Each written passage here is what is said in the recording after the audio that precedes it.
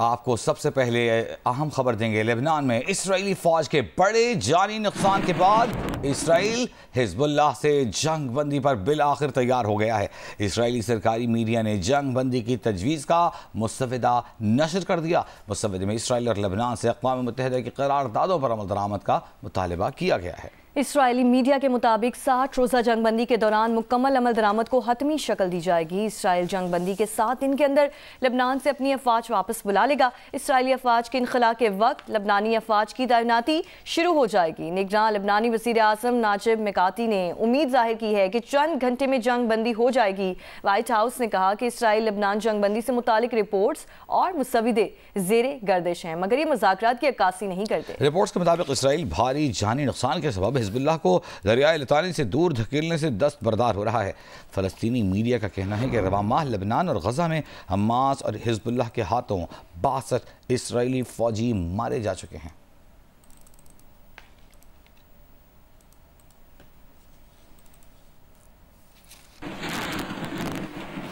तर्जुमान अमरीकी महकमे खारजा Matthew Miller ने कहा है कि ये इल्ज़ामात गलत हैं कि बानी पीटीआई की वजारत उस्मा से बरतरफी में अमरीका ने कोई किरदार अदा किया है। प्रेस ब्रीफिंग में कहा कि बानी पीटीआई के खिलाफ कानूनी कार्रवाई पाकिस्तानी अदालतों का मामला है। तर्जुमान का कहना था कि इस फोरम से, इस पोडियम से ये बात कई बार कह चुके हैं कि पाकिस्तानी सियासत का मामला पाकिस्तानी अवाम को अपने कानून और आइन के मुताबिक तय करना है और इमरान खान की बरतरफी में, वज़ीर वज़ारत उज़्मा से बरतरफी में अमेरिका का कोई किरदार नहीं था।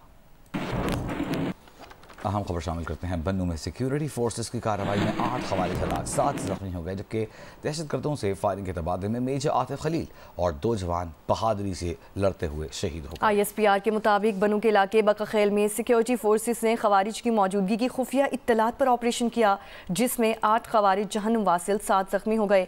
दहशतगर्दों से शदीद फायरिंग के तबादले में मेजर आतिफ खलील 2 जवानों समेत बहादुरी से लड़ते हुए शहीद हो गए। शहीद जवानों में नाइक आसादुल्ला और नाइक गजनफर अब्बास शामिल हैं। शहीद मेजर आतिफ खलील का ताल्लुक आज़ाद कश्मीर के इलाके सदोनती से है। शहीद नाइक आज़ादुल्ला करक और लांस नाइक गजनफर अब्बास शहीद लिया के रिहायशी थे।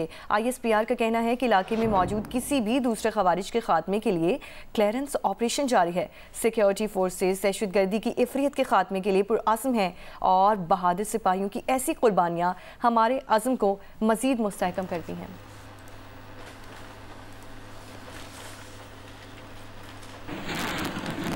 आगे बढ़ते हुए आपको बताएंगे, वज़ीर आज़म शहबाज शरीफ सऊदी अरब के दौरे के बाद कतर पहुंच गए। इससे पहले उन्होंने रियाद में सऊदी वज़ीर सरमायाकारी खालिद बिन अब्दुल अजीज़ अल फाले के साथ प्रेस कॉन्फ्रेंस की है। सऊदी वज़ीर ने पाकिस्तान में मज़ीद $60 करोड़ सरमायाकारी का ऐलान कर दिया। कहा कि मुख्तलिफ शोबों में पाक सऊदी MOU 27 से बढ़कर 34 हो गए हैं। सरमायाकारी का हजम $2 अरब 20 करोड़ से बढ़कर $2 अरब 80 करोड़ हो गया है।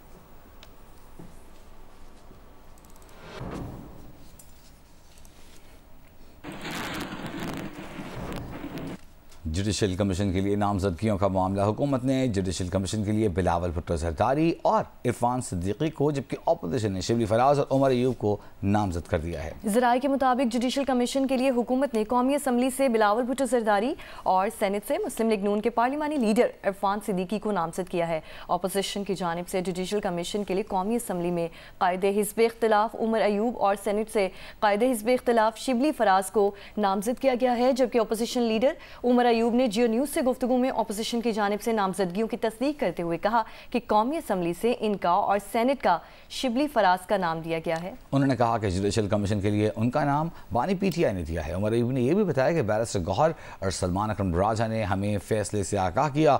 जुडिशल कमीशन के लिए हतमी नामों पर बानी PTI से अडियाला जेल में मुशावरत हुई।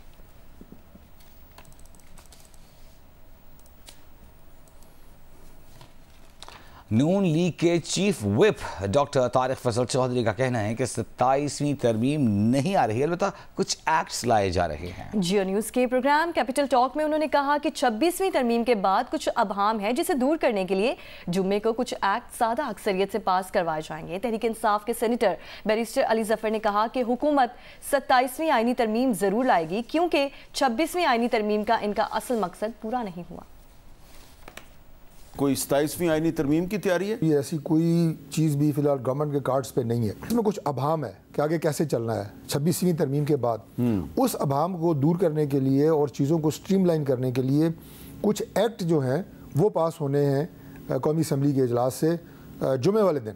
26वीं तरमीम का असल मकसद था वो पूरी तरह कामयाब नहीं हुआ। और असल मकसद से मेरा मतलब ये है कि एक तो कंट्रोल करना था सुप्रीम कोर्ट को, लेकिन इतनी सारे गैप्स रह गए, इतनी सारी खला रह गई इस 26वीं तरमीम में कि 27वीं तरमीम ने आना ही आना, यानी कोशिश की जाएगी उसको लाने की, ताकि वो जो मकसद है वो पूरा हो। हम बड़े करीब आते रहे हैं कि इमरान खान साहब के खिलाफ सारे केसेस जो हैं वो खत्म हो जाएं, सारी बेल्स हो जाएं, लेकिन कोई ना कोई नया केस निकाला जाता है। अब मैं जब देखता हूं सारे केसेस, जितना एमुनिशन थी, जितने हथियार थे केसों के, इन्होंने जो फायर करने थे, वो सारे तकरीबन खत्म हो चुके हैं। अब एक दो रह गए हैं, तो इसलिए मैं कहूंगा कि बहुत जल्द इंशाल्लाह वो रहा हो जाएंगे। पीटीआई के रहनुमा असद कैसर का कहना है कि मौजूदा हुकूमत का वक्त बहुत महदूद है, अवाम और बैन अवी सतह पर इनकी कोई साख नहीं, ये हुकूमत ज़्यादा देर तक नहीं चल सकती। प्रोग्राम आज शाहजेब खानजादा के साथ में गुफ्तगू करते हुए असद कैसर ने मजीद कहा कि आज सियासी कमेटी के इजलास में तय करेंगे कि जिद्दोजहद का कौन सा तरीका अपनाना है। आइंदा हफ्ते दीगर जमातों के साथ बड़ी बैठक का भी कह दिया है। किस तरह देख रहे हैं आपके, वाकई इमरान खान साहब के लिए कोई ना कोई ऐसी बात है कि वो बाहर आ जाएंगे अगले महीने या उससे अगले? इस वक्त जो खान साहब के खिलाफ जितने केसेस हैं वो टेक्निकली बहुत कमजोर है, कोई गुंजाइश नहीं है कि उसमें खान साहब को कोई सजा हो जाए। जूनियर जुडिशरी पे कोई वो कर भी देती है क्योंकि उसके ऊपर जो है प्रेशर होता है। जब हाई कोर्ट में आएंगे तो उसके अंदर जब बुनियाद नहीं होगी वो सस्टेन नहीं कर सकेंगे। तो मुझे ये उम्मीद है कि अगर ये फैसला कर भी देते हैं यहाँ से, तो हाई कोर्ट्स में और खासकर इस्लामाबाद हाई कोर्ट के अंदर जो है इस वक्त एक जुडिशरी जिस तरह कर रही है, तो हमें से तवक्को है कि वो इंशाल्लाह इंसाफ देगी। और सुप्रीम कोर्ट से भी हमें तवक्कुआत है। जुडिशरी के अंदर इस वक्त जो एक एहसास पैदा हो गया है कि जुडिशरी जो है ना इस वक्त पाकिस्तानी कौम के अंदर उसके ऊपर बड़ी शकूक शुबहात है। आपने हमारे प्रोग्राम में कहा था कि दिसंबर तक आपको लगता है जाएंगे, तो क्या आपकी भी उम्मीद टूट गई है कि दिसंबर में ये हुकूमत जाएगी, अभी भी कायम है? मैं तो दिसंबर बिल्कुल कहा था और अभी मैं ये देख रहा हूँ कि इनका टाइम बहुत महदूद है। पब्लिक में और इंटरनेशनली जो इसकी क्रेडिबिलिटी है वो बिल्कुल खत्म हो चुकी है। मुझे नजर नहीं आ रहा कि हुकूमत ज्यादा चल सकेगा। आपको लगता है बुशरा बीबी की जो रिहाई है, अगर वो इसी का नतीजा है, कहीं ना कहीं कुछ हुआ है? अवाम में कम गुस्सा है और जो इस वक्त आप देख रहे हैं कि जो हमारी गुज़िश्ता जो लोग निकले और जितने बहादुरी से जो है ना वो उन्होंने अपना आवाज उठाया, तो इसके असरात है कि सब कुछ हो रहा है। अभी मजीद उनके लिए मुमकिन नहीं है कि इस किस्म की हरबी ये कंटिन्यू रख सके। बरतानिया में Pakistani high commissioner doctor Faisal ने कहा है कि साबिक चीफ जस्टिस काजी फाइज ईसा के साथ जो हुआ वो इंतहाई अफसोसनाक है। मुलव्वस अफराद के खिलाफ कार्रवाई शुरू कर दी गई है। पाकिस्तान से आई शख्सियात के साथ बदतमीजी के वाक़यात काबिल मज़म्मत है। लंदन से जीनिस के नुमाइंदे सईद नियाजी की रिपोर्ट। जी, पाकिस्तान से बरतानिया आए साबिक चीफ जस्टिस काजी फाइज ईसा के साथ मिडिल टेम्पल में जो अफसोसनाक वाक़या पेश आया, उस हवाले से यहाँ पे आज बरतानवी हाई कमीशन में भी उसकी गश्त सुनाई दी है। और यहाँ पे हाई कमिश्नर ने सहाफ़ियों के साथ गैर रस्मी गुफ्तगू करते हुए कहना था कि ये इंतहाई अफसोसनाक वाक़या था, जिसमें जो मुलव्विस अफराद हैं उनके खिलाफ कार्रवाई का आगाज़ कर दिया गया है, जिनमें हुकूमत पाकिस्तान से हदायत मौसूल हो चुकी हैं। और यहाँ पर जो है उन 9 अफराद के खिलाफ और दीगर अफराद के खिलाफ जो है उनका डेटा इकट्ठा किया जा रहा है और जो भी कार्रवाई हुकूमत पाकिस्तान सजेस्ट करेगी वो की जाएगी। हाई कमीशन की गाड़ी के ऊपर भी उसको टेक अप करेंगे जी, हम बिल्कुल करेंगे। Unfortunate incident, will take it up. मेरी पोजीशन बहुत क्लियर है इस पॉइंट पे कि हमारे जो लीडरशिप होती है, चाहे वो जुडिशरी हो, पॉलिटिकल हो, आर्मी हो, जब मुल्क के बाहर होते हैं तो हमारा सबका काम बनता है कि उनका इज्जत एहतराम करें। इख्तलाफ करने के भी असूल होते हैं, उनके मुताबिक करना चाहिए। आप बहस कर सकते हैं, आप जदोजहद कर सकते हैं। अब अगर प्रोटेस्ट भी करना चाहते हैं तो प्रोटेस्ट भी करें, लेकिन it must be peaceful, it must be respectful, it must be तरीके से। ये नहीं कि गालियाँ गलौच और उनकी गाड़ी उनकी फैमिली को डिस्टर्ब करे, तंग करे, ये बिल्कुल गलत है। जब काजी फाइज ईसा को मिडिल टेम्पल में बेंचअप बनाया गया और उसके बाद जब वो वहाँ से निकले थे तो उनकी गाड़ी, जो कि पाकिस्तान हाई कमीशन की गाड़ी थी जो यहाँ पे मौजूद है, उससे निशाना बनाया गया और उसके साथ शदीद बदतमीज़ी की गई, गाड़ी पर हाथ मारे गए और उनके पीछे दौड़ा गया। हाई कमिश्नर और दीगर जो यहाँ पे ज़राए हैं उनका यही कहना था कि ये वाक़या जो है इससे जो है हमारी कम्युनिटी इंतहाई बदनाम हो रही है, और ये जो चंद अफराद हैं जो इस वाक़े में मुलविस हैं, ये पाकिस्तान के 25 करोड़ अवाम की नुमाइंदगी नहीं करते। जो कि पाकिस्तानी अवाम है वो यहाँ पे सुकून से रहना चाहते हैं, और जो कम्युनिटी है वो यहाँ पे दीगर कम्युनिटी के साथ मुकाबला करे लेकिन आपस में ना लड़े। जब उनसे सवाल किया गया कि ये सिक्योरिटी ब्रीच का मामला था, तो उनका कहना था कि हमने जो बरतानवी हुकाम है उन्हें इसके हवाले से बता दिया था कि मुजाहरा हो रहा है, लेकिन गालिबन उन्हें भी ये तवक्को नहीं थी कि इस तरह का वाक़या पेश आएगा। उन्होंने ये उम्मीद भी ज़ाहिर किया कि इस हवाले से जो हुकूमत बरतानिया है वो उनके साथ पूरा ताउन करेगी और मुलविस अफराद जो हैं उन्हें गिरफ्तार भी किया जाएगा। स्मॉग से बचाव के लिए वज़ीर-ए-आला मरियम नवाज का लाहौर के गर्द जदीद टेक्नोलॉजी से ग्रीन रिंग बनाने का फैसला। लाहौर ग्रीन मास्टर प्लान के तहत शहर के गिर्द दरख्तों की दीवार बनाई जाएगी। महकमा तहफ़्फ़ुज़ माहौल के तर्जुमान के मुताबिक दरख्तों का हिफाजती हिसार बनाकर कार्बन की रोकथाम और ऑक्सीजन की मिक़दार बढ़ाई जाएगी। हर दरख्त की जियो टैगिंग की जाएगी। इस तरह सनअती इलाकों में शजरकारी बढ़ाने का भी फैसला किया गया है। वज़ीर-ए-आला मरियम नवाज ने तालीमी इदारों और तलबा को भी ग्रीन फोर्स बनाने की हिदायत की। स्मॉग के 3 माह में तलबा और तालीमी इदारों को ख़ास तौर पर ग्रीन प्रोजेक्ट्स में शामिल किया जाएगा।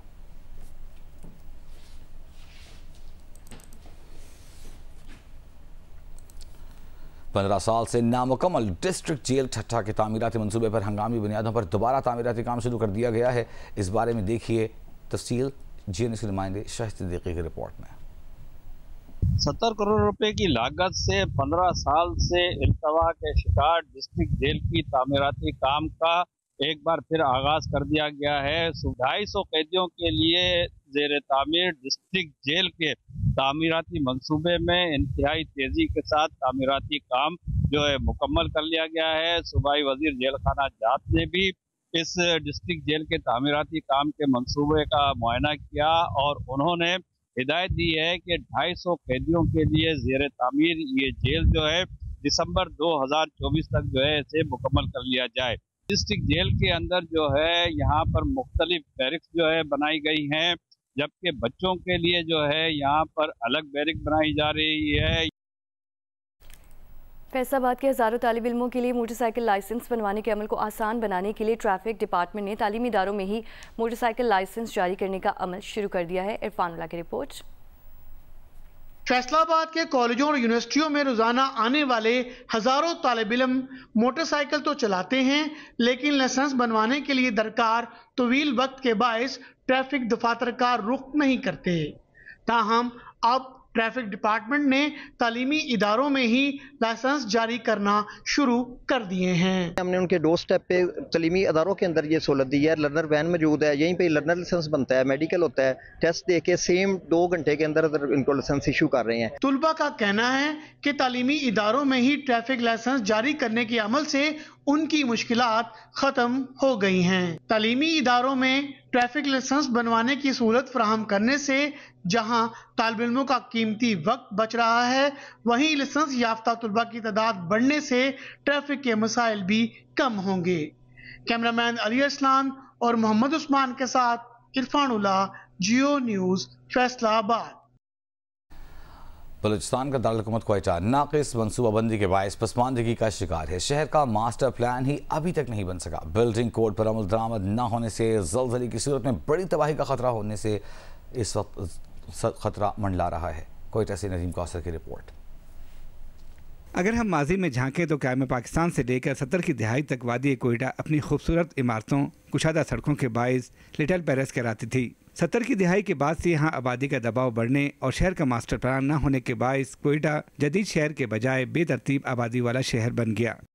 बलूचिस्तान का क्वेटा समेत कोई शहर और सिटी जो जिसकी तारीफ है वो कहलाने के मुस्तहिक नहीं है। मैं कहता हूँ कि देहात और शहर का कोई फ़र्क ही नहीं लग रहा है। ना कोई प्रॉपर यहाँ पर जो है ना बिल्डिंग्स बने हुए हैं, ना रोड्स बने हैं, ना यहाँ कोई प्रॉपर तरीके से कोई सेवरेज सिस्टम है।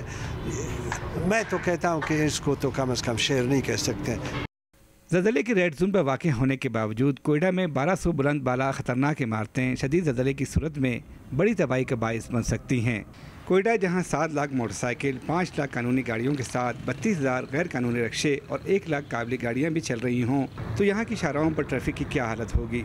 मिट्टी के ऊपर जो सबसे बड़ा हमारा मसला है कि हम कैटेगरी 4 में आते हैं, ये कैटेगरी डी आती है, अर्थक्वेक जोन है और इसके ऊपर 60 फुट से ऊपर अलाउड भी नहीं है, लेकिन बहुत सारी वायलेशन है, 1200 के करीब इलीगल बिल्डिंग्स हैं। शहरों का आलमी दिन मनाने का मकसद आलमी पायदार तरक्की और समाजी शमूलियत में शहरों के किरदार से मुतालिक आगाही पैदा करना है, क्योंकि इस हकीकत से इनकार नहीं किया जा सकता कि दुनिया में जो शहर जितने अच्छे और जदीद होंगे वहाँ बसने वाले इंसानों की ज़िंदगी इतनी ही सहल होगी। कैमरामैन फयाज अहमद के साथ नदीम कौसर, जियो न्यूज़, कोयटा। मुल्क भर में पासपोर्ट की प्रिंटिंग में ताख़ीर से निपटने के लिए 10 पासपोर्ट प्रिंटिंग डेस्कटॉप मशीनें बैरून मुल्क से पाकिस्तान पहुंच गई हैं। ज़राए वज़ारत दाखिला का कहना है कि तमाम मशीनें अगले हफ्ते से फ़ाल हो जाएंगी। मुल्क भर में पासपोर्ट की छपाई में ताख़ीर से निपटने के लिए बैरून मुल्क से मशीनें मंगवा ली गई हैं। ज़राए वज़ारत दाखिला का कहना है कि इस वक्त 10 डेस्कटॉप प्रिंटिंग मशीनों की इंस्टॉलेशन का अमल जारी है। डेस्कटॉप मशीनें फ़ाल होने से मौजूदा प्रिंटिंग कैपेसिटी दुगनी हो जाएगी। रोज़ाना की बुनियाद पर 20 से 22,000 पासपोर्ट की प्रिंटिंग हो रही है। रोज़ाना की बुनियाद पर मुल्क भर से पासपोर्ट के इजरा की 45 से 50,000 दरख्वास्तें मौसूल हो रही हैं।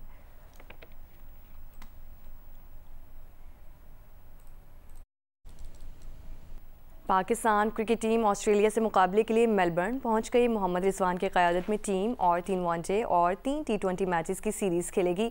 दोनों टीमों के दरमियान पहला वनडे इंटरनेशनल 4 नवंबर को मेलबर्न में खेला जाएगा। ऑस्ट्रेलिया से मुकाबले के लिए टीम पाकिस्तान मोहम्मद रिजवान की क़यादत में मेलबर्न पहुंच गई। बाबर आजम, शाहीन आफरीदी, नसीम शाह समेत 7 खिलाड़ी एक रोज पहले ऑस्ट्रेलिया पहुंचे। आज दीगर खिलाड़ियों ने भी मेलबर्न में डेरे डाल दिए।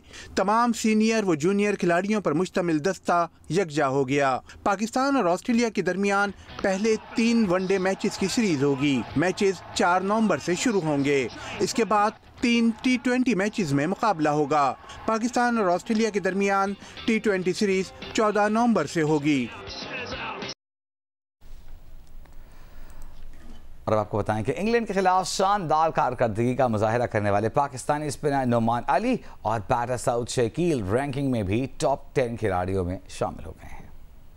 आईसीसी की नई टेस्ट प्लेयर रैंकिंग के मुताबिक सऊद शकील 20 दर्जे तरक्की के बाद 7वें नंबर पर आ गए, जबकि बाबर आजम भी 1 दर्जे तरक्की पाकर 19 से 18वें नंबर पर आ गए हैं। सऊद शकील ने हाल ही में इंग्लैंड के खिलाफ खेली गई 3 टेस्ट मैचों की सीरीज की 5 इनिंग्स में 1 सेंचुरी और 1 निस्फ सेंचुरी की मदद से 280 रन बनाए। बॉलर्स की रैंकिंग में पाकिस्तान के नुमान अली 8 दर्जे तरक्की के बाद टॉप 10 में आ गए। नुमान अली की टेस्ट बॉलर्स में 9वीं पोजीशन है। पाकिस्तान के साजिद खान 12 दर्जे तरक्की के बाद 38वें नंबर पर आ गए हैं। पाकिस्तान के जारे मिज़ार बैटर फ़खर जमान की मुश्किलात जल्द खत्म होने का इम्कान है। कौमी बैटर ने पीसीबी की जानिब से जारी शोकॉज के जवाब में अपना मौक़िफ़ वाज़ेह कर दिया है।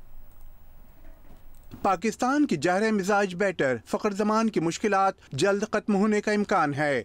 कौमी बैटर ने पीसीबी की जानिब से जारी शोकॉज के जवाब में अपना मौक़िफ़ वाज़ेह कर दिया। ज़राए का कहना है कि पाकिस्तान क्रिकेट टीम के रवैये में नरमी आई है और अगले चंद रोज में फ़खर जमान के इशू पर पेशरफ्त का इम्कान है। पाकिस्तान वाइट बॉल टीम के कप्तान मोहम्मद रिजवान ने भी फ़खर जमान की टीम में वापसी के लिए बात की है। बीसीपी की जानिब से फ़खर जमान को बाबर आजम के टीम से ड्रॉप किए जाने पर बयान देने की पादाश में शोकॉज दिया गया था। लाहौर के मकामी होटल में दिवाली की तकरीब हुई, जिसमें सूबाई वजीर बराए अक़लियती उमूर सरदार रमेश सिंह और पार्लिमानी सेक्रेटरी बराए वजारत इंसानी हुकूक व अक़लियती उमूर सोनिया आशिर ने भी शिरकत की। हिरा बतूल की रिपोर्ट देखिए।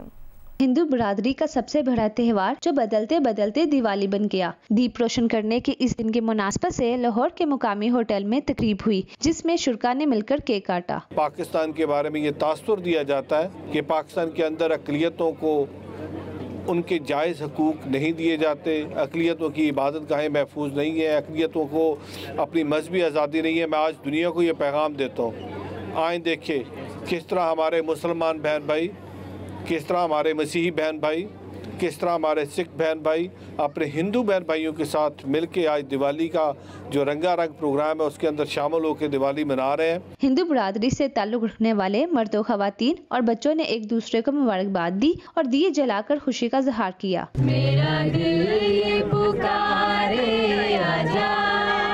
दिवाली की इस तकरीब में हिंदुओं के अलावा मुसलमानों, सिखों और दीगर मज़ाहब के मानने वालों ने भी शिरकत की। शुरका का कहना था कि पाकिस्तान मुख्तलिफ मज़ाहब के मानने वालों का एक गुलदस्ता है, जहां हर शहरी को एहतराम दिया जाता है। कैमरामैन रिजवान भट्ट के साथ हीरा बतूल, जियो न्यूज़, लाहौर। मुख्तलिफ तहजीबों के हसीन रंग, सकाफती तबादले और महब्बत व हम आहंगी के पैगाम के साथ कराची में जारी आलमी सकाफती मेले का 35वां रोज़ भी दिलचस्पी से भरपूर रहा। मुसव्वरी और मौसीकी सरहदों और ज़बानों में कैद नहीं। आर्ट्स काउंसिल कराची, जियो और जंग के इश्तराक से जारी वर्ल्ड कल्चर फेस्टिवल का 35वां रोज़ आज़रबाईजान की सकाफती झलकियाँ दिखाते शुरू हुआ। वज़ीर दाखिला ज़ियाउल हसन लंजार ने वज़ीर सकाफत जुल्फ़िकार अली शाह और सदर आर्ट्स काउंसिल कराची अहमद शाह के हमरा आज़रबाईजान के मुसव्वरों के फनपारों पर मबनी तस्वीरी नुमाइश का इफ्तिताह किया। ये एक पोस्चर देना कि यहाँ पर इस किस्म की एक्टिविटीज़ हो रही हैं, इनकरेजेबल है फॉर अदर पीपल के वो आएँ और पाकिस्तान में या कराची में हमारे जो कैपिटल है सिंध का उसमें हेल्दी एक्टिविटीज़ हों। आज़रबाईजान आर्ट्स काउंसिल के सदर दादश ममैदो ने कहा कि दोनों ममालिक की सकाफत में कई कदरें मुश्तरक हैं। We're planning to make a festival in Azerbaijan as well, so we will cooperate in future. सरे शाम मध्यम रोशनियों में जर्मन म्यूजिक ग्रुप की जैज परफॉर्मेंस ने महफिल में रोमानवी माहौल पैदा किया। Young people come, all the ages, and this is really rare for us because in Germany, for example, the audience that we have is usually very old. Everybody listened so well and were involved, so we can really feel the energy from the stage. Governor Sindh Kamran Khan Tessori भी jazz music से महजूज हुए। कहा तवील festival की मेजबानी पर कराची का नाम Guinness book of world record में जरूर आना चाहिए। 250 से ज़्यादा जो आर्टिस्ट इस शहर कराची में आए, उन्होंने परफॉर्मेंस की। जितनी स्मूथ तरीके से ये परफॉर्मेंस रोज़ाना की बुनियाद पे हो रही है, मैं समझता हूँ कि गिनीज बुक ऑफ वर्ल्ड में इसका जो नाम है रजिस्ट्रेशन इस फेस्टिवल की अहमद शाह साहब के थ्रू होनी चाहिए। तहजीबों को करीब लाते रवादारी, रोशन ख्याली और मोहब्बत का पैगाम देते मेले के 36वें दिन थिएटर प्ले अली और ड्रैगन बच्चों का दिल बहलाएगा। कैमरामैन जुबैरुद्दीन के साथ वलीद अहमद, जियो न्यूज़, कराची।